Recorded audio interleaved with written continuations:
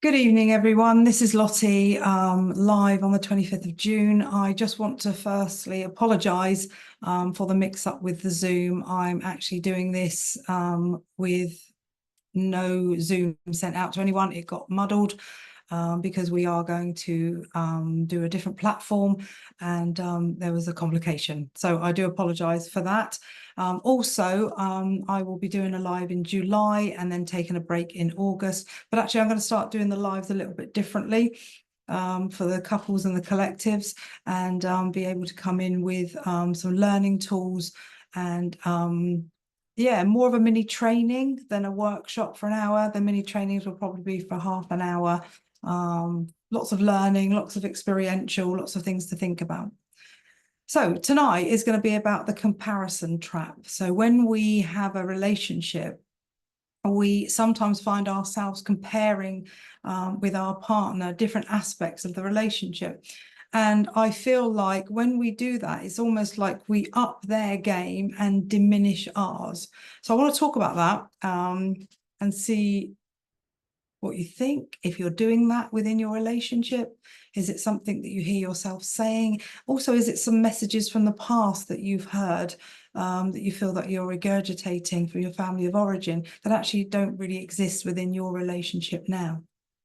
So I'm going to explore how couples unconsciously or overtly compare themselves to each other in areas, for instance, parenting, earning money, emotional regulation, or social skills. This, when we do it, can lead to shame, it can lead to resentment, and also within a relationship, it can lead to withdrawal. I'll give you an example. So if we think about you're much better with money than me, we then start being quite frivolous with money because our expectation is, or our programming is, that you are the one who's looking like you're so much better than me with finances. You've got savings, you have the capacity to buy more when you want to, whereas I don't feel like I can hold that financial stance. I feel like I'm less than, and I feel like you're playing a better role than me within the relationship. So this can be where I talk about one up, one down. And this gives the indication that one person is finding it very difficult to hold that place and the other person is excelling in it. And we're not in competition with each other. And I'll go on to say what we need to say to each other when we are finding ourselves doing that comparison trap. So let's think, first of all, what's something your partner does really well that you secretly wish you could do? So let's just talk about finances first of all, being able to save, the capacity to have more holidays, the opportunity to invest in something that you wish you could. Yeah. So when we say something like you're better at finances than me, how could we change that dialogue? Is it something we'd like to be better? So for me, when I worked with my daughter, we did Dear Money, which was amazing. I'd never done anything like that. So it's a coaching tool that she uses, which is incredible. And it really got me to respect money, which I hadn't done before. Not that I was, and I guess I wasn't comparing it to partner, but I would look around and say, it's not fair, or if only I. And I feel like there was a comparison going on a lot of the time. So thinking about money and the root of that and where it comes from, we all have a template for how we thrive or don't with money. And so that gives you the opportunity to really think about the comparisons that we do with our partners and other people. So if we think about that, excuse me, my hair keeps going in my mouth. What do we secretly wish we could do? So if you are able to talk to your partner about money, which is always a contentious conversation, it would be lovely to be able to say, I really can see how you deal with money, and I wonder if you'd teach me too. Or I'd wonder if you could help me understand how that would work for me. So we're softening the language. We're giving you the opportunity to not just say it might be in a contemptuous way, you're better than me, or you always look like you're in control, or it looks like you're a better parent than me. You're always putting yourself down. And when we do that within the relationship, that comparison trap, it actually starts to erode the relationship, but also it causes massive resentment. So when we look at this on a cultural or family dynamic, and the conditionings that we have around roles, do you remember saying mum knows best? Or wait till father gets home, like father is more dynamic than mother to be able to sort something out. There will be family of origin sayings that actually regurgitate themselves in your relationship now. And I want us to really notice that. Okay, they might be different from that, but I want us to really think, did I hear comparisons, which you probably did as a child, and how have I developed them for where I sit with the comparisons now? Like other people succeed in careers more than I do. Okay, you might have been told as a child that actually you're amount to nothing. And so you go through life thinking that you're amount to nothing. So the comparison would be everybody gets on much further than I do. And our job as individuals, so you know me, I before we, as an individual, we've got to find out where we are with that process. Comparisons lead us to turmoil. They cause anxiety, they cause jealousy, and they block us from moving forward. So for a guide of the comparison to connection, one way I could support myself or you when I notice I'm comparing, let's think about that for a minute. So when you notice you're comparing with your partner, what is one way that you could support yourself? So again, we're going from I before we. What am I noticing about myself? I'm comparing myself yet again, maybe with a bit of jealousy or envy, maybe with a bit of resentment. I work hard. Why can't I have that amount of money at the end of the month? Why is it that it seems like you're enjoying yourself with your side of your money? Because it's great that couples put money together, but we need individual money as well. You know, when you think about you're buying your partner a present and you've got a joint account, they exactly know what you're spending and how much that will cost. There's no spontaneity within that. So when we're thinking about comparisons to connection, the connection is less than if we keep going towards comparisons.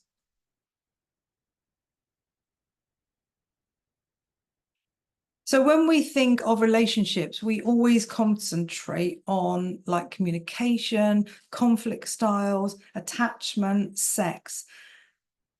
But I believe that the opportunity for lessening the comparison trap is the invisible glue that sticks you together of being a team. So when we talk about the everyday micro moments of eye contact, touch, humor, shared meaning, inside jokes that couples have that nobody else knows what they mean, and sometimes a repair that can be missed within a relationship.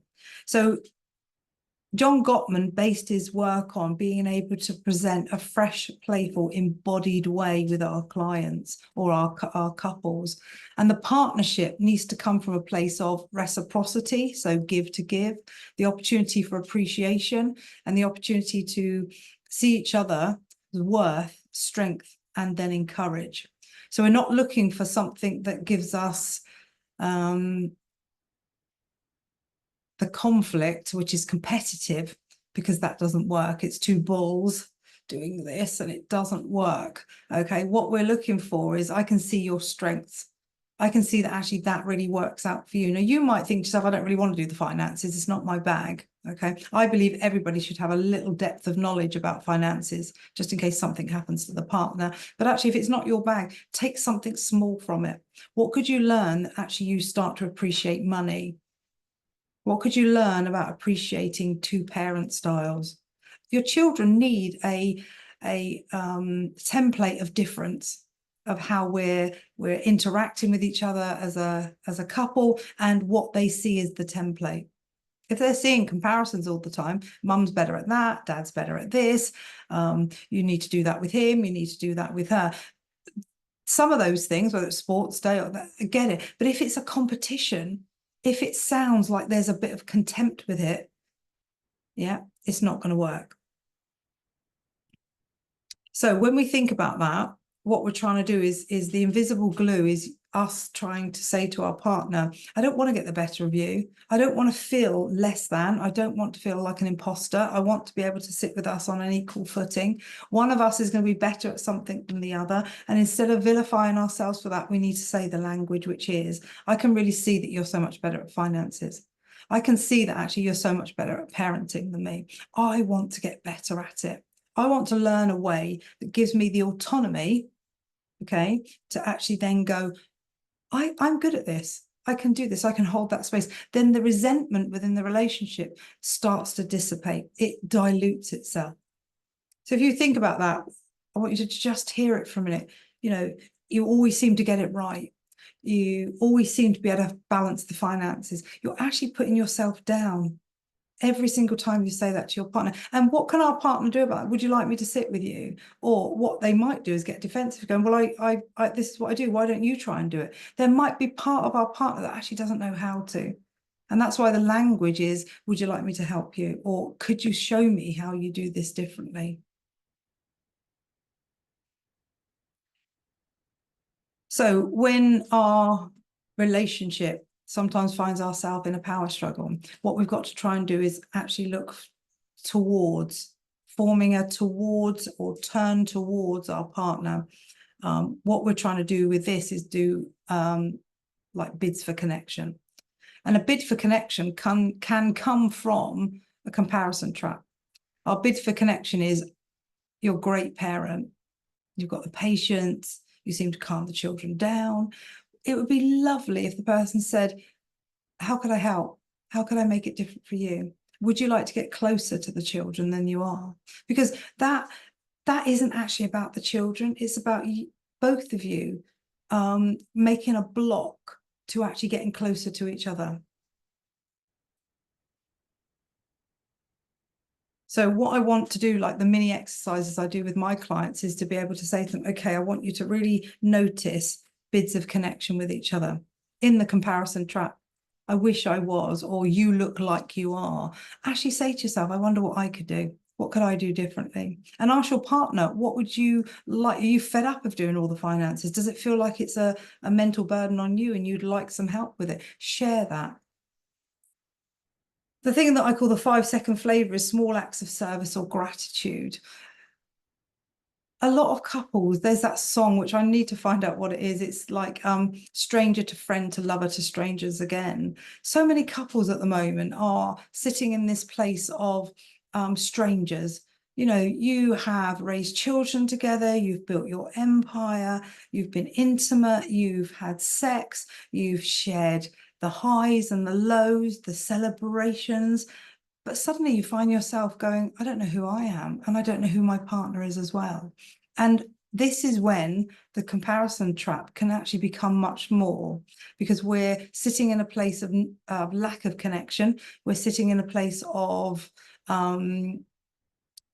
isolation, I'm going to say, where we want to connect, but we don't know how to. So the comparison trap will be going, we used to be better than this, or the sex was better than this, or we're doing a comparison to what we had. And what we're looking for, especially in therapy, is to go, it's not what you had, it's what you can become. How can you in therapy write a new script for yourself if the comparison trap is going on again and again and again? And it's the only way you find that you can communicate on some sort of level. It's eroding the relationship, and the resentment is growing. And resentment is not connected to contempt, but it actually increases the possibility of contempt. Then I want you to think about something quite recent that you enjoyed together. What is it that you do that you enjoy together? Not something from the past. Let's change the script. I have couples in here and they go, we had a really good day yesterday. We laughed, we played, we were flirty, we were all of those things that I want to hear from my clients, finding that connection, that bid for connection, and it was reciprocated. It's just so magical. And then I want us to think about what words we use. when we're talking to our partner. It's interesting for me that when I talk about friendships, we are kinder and more loving and more respectful and more considerate to our friendship groups than we are to our partners. It's almost like we think they will never leave us, they will never go, they will never forsake us, they will always be there, so it doesn't matter. These are my safest place to be the worst me. And I want us to really think about that, because actually at any time in any situation, somebody cannot be with you anymore. How much are you valuing this relationship, and how can you get yourselves to prioritize it over the children, over friendships, over family, over parties? If you are at a discord place or a comparison track place and it's really going on and quite intense, you need to let go of all the other stuff around you. Okay, even the children, in a way, long as they're looked after by others, or you're doing what you need to do for them, you've got to prioritize this relationship.